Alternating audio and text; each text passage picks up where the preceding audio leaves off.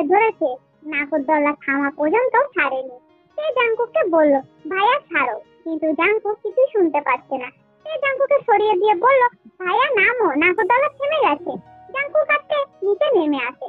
Jungkook মনে মনে বলছে, এরকম নাগরদোলায় তো আমি প্রত্যেকদিন চাপতে চাইছে, যেখানে তুই থাকবি আমার সাথে। সে বলল, যেটা ভয় পাও সেটা করো কেন? জাঙ্কুক বলল, আমি আর কোনোদিন চাপবো না এই নাগরদোলায়। সে বলল, না চাপাই ভালো। অন্য কারোর সাথে যদি তুমি এরকম করে নাগরদোলায় চাপো না, তাহলে তারা তোমাকে মেরে বালি চাপা দিয়ে দেবে ভাইয়া। জাঙ্কুক বলল, অন্য কারোর সাথে কেনই বা চাপতে যাবো তে? তুই থাকতে। সে বলল, আমি থাকতে মানে? জাঙ্কুক বলল, হ্যাঁ তুই থাকতে আমি অন্য কারোর সাথে চাপবো কেন? আমার যখনই চাপতে ইচ্ছা করে আমি তোর সাথেই চাপবো। সে বলল, আমি এবার বাড়ি যাবো, ভাইয়াদেরকে ফোন করে জিজ্ঞাসা করো কোথায় আছে। জাঙ্কুক বলল, ওরা বাড়ি চলে গেছে, ওরা ফোন করেছিল আমাকে। সে বলল, তোমাকে কখন ফোন করেছিল? জাঙ্কুক বলল, এই তো কিছুক্ষণ আগেই ফোন করেছিল। সে বলল, তোমার ফোন তো সুইচ অফ ছিল ভাইয়া। জাঙ্কুক বলল, এই রে, এবার আমি কি করবো? জাঙ্কুক বলল, আমি একটু খুলেছিলাম ফোনটা, ঠিক তখনই মেসেজে দেখলাম যে ওরা বলেছে যে ওরা আমাদেরকে দেখতে পায়নি বলে বাড়ি চলে গেছে, আমাদেরকে যেতে বলেছে। সে বলল, বলেছে যখন যেতে তাহলে চলো বাড়ি চলে যায়। জাঙ্কুক বলল, আর কিছু কিনবি না সে? সে বলল, না। তবে জাঙ্কুক কাটতে ওখানে একটু খাওয়া দাওয়া করে মেলার ভিতর থেকে বাইরে বেরোবে, কিন্তু সামনেই দেখে অনেকগুলো কাঁচের চুড়ির দোকান। সে তো কাঁচের চুড়ি পরতে পছন্দ ভালো লাগে, কাঁচের চুড়িগুলোতে দূর থেকে তাকিয়ে দেখলো। জাঙ্কুক বলল, তে কিছু নিবি? সে বলল, না ভাইয়া কিছুই নেবো না, চলো। তারপরে জাঙ্কুক একে হাত ধরে নিয়ে গেল কাঁচের চুড়ির দোকানে। নিয়ে গিয়ে অনেক রকমের কাঁচের চুড়ি কিনে দিচ্ছে। সে বলছে, ভাইয়া বললাম না আমি পরবো না, নেবো না, আমার কাঁচের চুড়ি ভালো লাগে না। জাঙ্কুক বলল, আমি কি তোকে জিজ্ঞাসা করেছি যে কি তোর ভালো লাগে না ভালো লাগে? আমি কিনে দিচ্ছি, তুই নিয়ে। জাঙ্কুক অনেকগুলো কাঁচের চুড়ি কিনে রেখে সযত্নে চুড়িগুলো পরিয়ে দিচ্ছে। আর সে খুব সুন্দরভাবে জাঙ্কুকের দিকে তাকিয়ে হাতের চুড়িগুলো পরে নিচ্ছে। আর মনে মনে বলছে, এই এই ব্যবহারগুলো তুমি আমার সাথে করো বলে তো আমি বলে যাই জাঙ্কুক ভাইয়া। সে হাতটাকে সরিয়ে নিয়ে গিয়ে বলল, না ভাইয়া আমি নিজে পরে নিতে পারবো। তারপরে সে পরে নিল নিজে নিজে। জাঙ্কুক দেখে দেখে হাসলো। পয়সা মিটিয়ে দেওয়ার পর ওরা দুজনে গিয়ে গাড়িতে বসলো। সে আর জাঙ্কুক পাশাপাশি বসেছে। জাঙ্কুক গাড়ি ড্রাইভ করছে।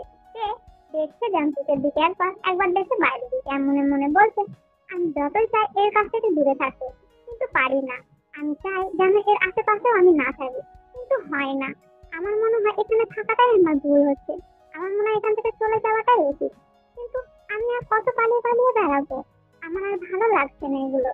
জাঙ্কুক একটা জায়গার মধ্যে গাড়িটাকে দাঁড় করিয়ে দেয়। জাঙ্কুক তের দিকে তাকিয়ে থেকে বলল, শোন আমি কিছু বলতে চাই। জাঙ্কুক তেকে বলল, আমি যে ব্যবহারগুলো তোর সাথে এতদিন ধরে করেছি তার জন্য আমি সরি ফিল করছি। আমার অনেক খারাপ লেগেছে, কিন্তু কি করবো বল? ঠিক তখনই জাঙ্কুকের ফোনটা বেজে ওঠে, কিন্তু জাঙ্কুকের ফোন সাইলেন্ট থাকার কারণে জাঙ্কুক তার দিকে কোনো খেয়ালই দেয়নি। তের দিকে তাকাচ্ছিল, কিন্তু তের চোখ দেখে জাঙ্কুকের ফোনের দিকে সামনেই পড়েছিল। ফোনের মধ্যে লেখা রয়েছে আই। জাঙ্কুকের কোনো কথা যেন তের কানে ঢুকছে না, শুধু নাম্বারের নামটাই তের মাথায় গুড়গুড় করছে।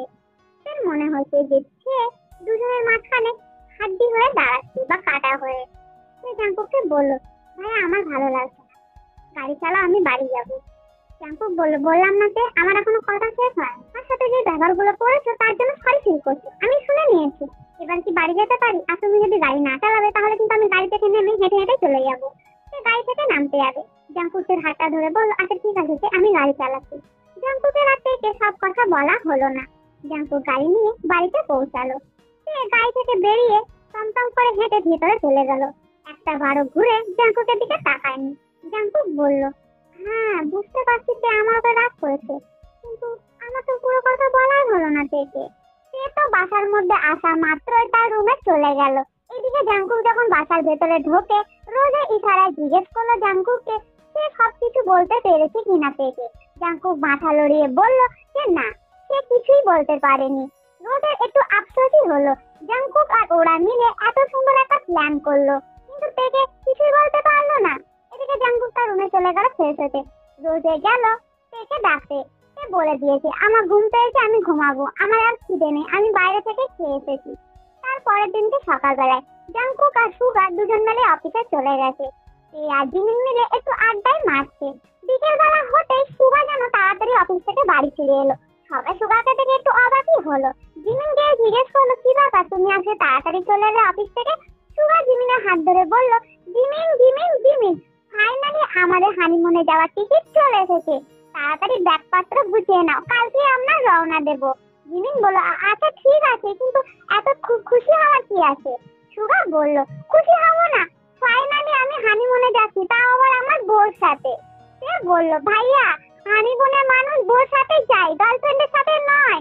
সুগা বলল, বেশি বকিস না তুই, জানি মানুষ হানিমুনে বউর সাথে যায়, তবু আমি এমনি বলছিলাম। বলছি কি তুই চল না আমাদের সাথে। সে বলল, না ভাইয়া আমি যাব না, তোমরা যাও গিয়ে ঘুরে আসো। জিমিন বলল, চল না তুই গেলে আমার একটু ভালো লাগবে, না হলে আবার বোরিং বোরিং লাগবে। সে বলল, হানিমুনে যাচ্ছ, ভাইয়া আছে, বোরিং কেন লাগবে?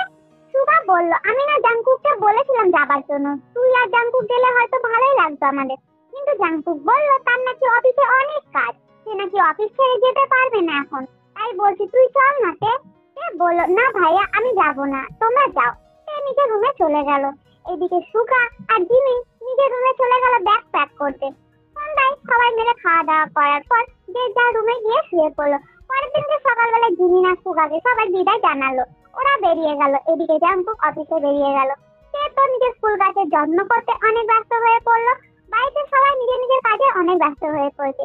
জাংকুক সেদিনকে অনেক রাত্রিরে বাড়ি এসেছে।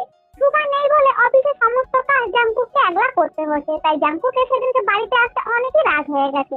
জাংকুক বাড়িতে এসে দেখে কিনা খাবার টেবিলে জিন বসে রয়েছে।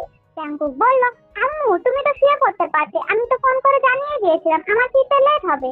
জিন বলল, আমি জানি তোমার ফিরতে লেট হবে, তবুও আমি এখানে বসে রয়েছি, যা ফ্রেশ হয়ে আসো, সেটা খেয়ে নেবে। জাংকুক বলল, তুমি গিয়ে শুয়ে পড়ো আম্মু, আমি নিজে খেয়ে নিতে পারবো। জিন বলল, বেশি কথা বলো না জাংকুক, যাও যেটা বললাম সেটা করো। জাংকুক ফ্রেশ হয়ে এলো। জিন নিজের হাতে আছে জাংকুককে খাইয়ে দিল। জাংকুক বলল, অফিসে অনেক কাজ আম্মু, এর জন্য লেট হয়ে গেল। জিন বলল, অফিসে অনেক কাজ, অনেক লোক আছে তো করবে, তুমি এতক্ষণ টাইম নিয়ে করো না, জাংকুক শরীর খারাপ করবে। দুপুরে কিছু খেয়েছিলে না খাওনি? জাংকুক বলল, আজকে খেতে টাইম পাইনি আম্মু। জিন বলল, এরকম করে কিন্তু শরীর খারাপ করবে জাংকুক, তুমি কিন্তু এরকমটা করবে না, ঠিক আছে? জাংকুক বলল, আচ্ছা ঠিক আছে আম্মু। জাংকুক খাওয়া দাওয়া করার পর তার রুমের মধ্যে গিয়ে সোফার মধ্যে বসে ল্যাপটপ নিয়ে কাজ করছিল। কাজ করতে করতে অনেকই রাত হয়ে গেছিল, তাই সে ওই সোফার মধ্যেই বসে ঘুমিয়ে গেছিল। পরের দিনকে সকালবেলায় তাড়াতাড়ি করে উঠে ফ্রেশ হয়ে অফিসে যাওয়ার জন্য নিচে নামে। নিচে নেমে সে বেরিয়ে যেতে যায় ব্রেকফাস্ট না করে। জিন জাংকুককে দেখে বলল, কি ব্যাপার জাংকুক, তুমি চলে যাচ্ছ ব্রেকফাস্ট না করে? জাংকুক বলল, আম্মু অফিসে একটা ইম্পর্টেন্ট মিটিং আছে, তাই আমাকে তাড়াতাড়ি যেতে হবে, আমি ওখানে ব্রেকফাস্ট করে নেব। জিন বলল, অত শত শুনতে চাই না জাংকুক, এখানে এসে ব্রেকফাস্ট করে তারপরে যাও। জাংকুক বলল, অফিসে অনেক কাজ আছে আম্মু, এমনিতেও সুগার নেই, তাই সব দিকটা আমাকেই সামলাতে হবে, তাড়াতাড়ি গেলে হয়তো ভালো হয়। জিন গিয়ে জাংকুকের হাত ধরে নিয়ে এসে টেবিলের মধ্যে বসিয়ে দেয়। আরেন বলল, অনেকদিন ধরেই ভাবছিলাম একটা কথা বলবো জাংকুক তোমাকে। জাংকুক বলল, হ্যাঁ আব্বু বলো। তুই বলছি কি তেও এখন থেকে অফিসে গেলে হয়তো ভালো হয়? এ বলল, বড় আব্বু আমি আবার অফিসে? আরেন বলল, হ্যাঁ, আমি চাই না আমার মেয়ে বিদেশ থেকে পড়াশোনা করে আসার পর বাড়িতে বসে থাকুক, তুমি যে অফিস সামলাতে। আর এখন তো সুগার নেই, আর জাংকুকের খুব অসুবিধা হচ্ছে, তাই এখন থেকে তুমি অফিসে গেলে হয়তো বেশি ভালো হবে। যেগুলো জানতে পারবে না বা বুঝতে পারবে না, জাংকুক তো আছে তোমাকে সাহায্য করবে, তাই না জাংকুক? জাংকুক বলল, হ্যাঁ আব্বু তুমি ঠিক কথাই বলেছো, এখন থেকে যাওয়া উচিত। সে মনে মনে বলছে, আমি এখন কি করে বলবো বড় আব্বুকে যে আমি এখানে থাকতেই চাই না, আমি এখান থেকে চলে যেতে চাই।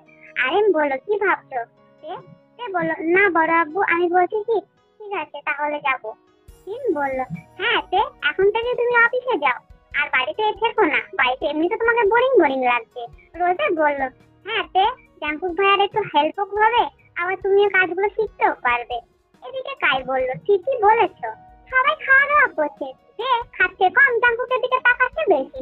সে মনে মনে ভাবছে, কি করে বলবো জাংকুক ভাইয়াকে যে আমি তো এখানে থাকতেই চাই না, আমি বিদেশে চলে যেতে চাই।